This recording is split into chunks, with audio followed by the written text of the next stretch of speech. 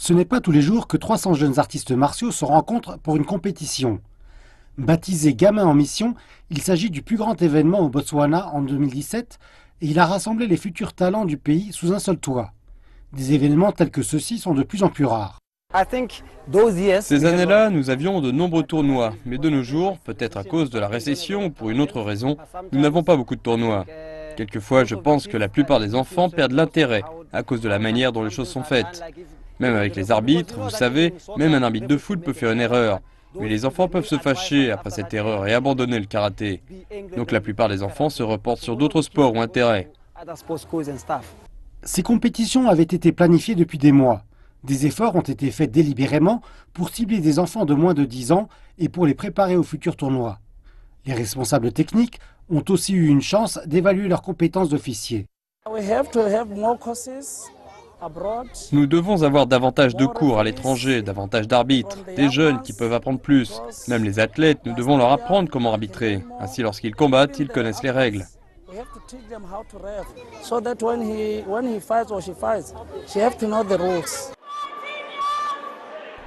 Cette année, une attention spéciale a été portée aux jeunes filles de moins de 14 ans. Les responsables disent que c'est l'âge crucial pour insuffler la connaissance et la passion du jeu. Avec davantage de filles dans le sport, les officiels pensent que le sport va leur apporter davantage que des frappes mortelles et des coups de poing rapides. Mais amener les filles à s'engager dans ce sport est un défi.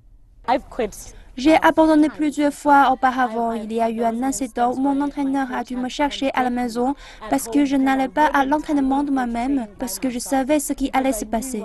Mais ils ne le font pas parce qu'ils nous haïssent, ils le font pour l'amélioration de l'athlète. Le drapeau rouge a été hissé sur l'état du sport dans le pays, particulièrement dans les zones urbaines. Avec les Jeux Olympiques de 2020 au Japon, dans tout juste 2 ans, le Botswana espère engranger des points cruciaux dans ses efforts pour cultiver les talents au niveau de base. À long terme, le pays espère voir davantage de trophées et de récompenses grâce aux interventions actuellement mises en place. Malgré leurs succès régionaux, les acteurs ici sentent que le karaté s'affale. À présent, les tournois tels que ceux-ci sont activement proposés pour élever les standards du jeu une fois de plus.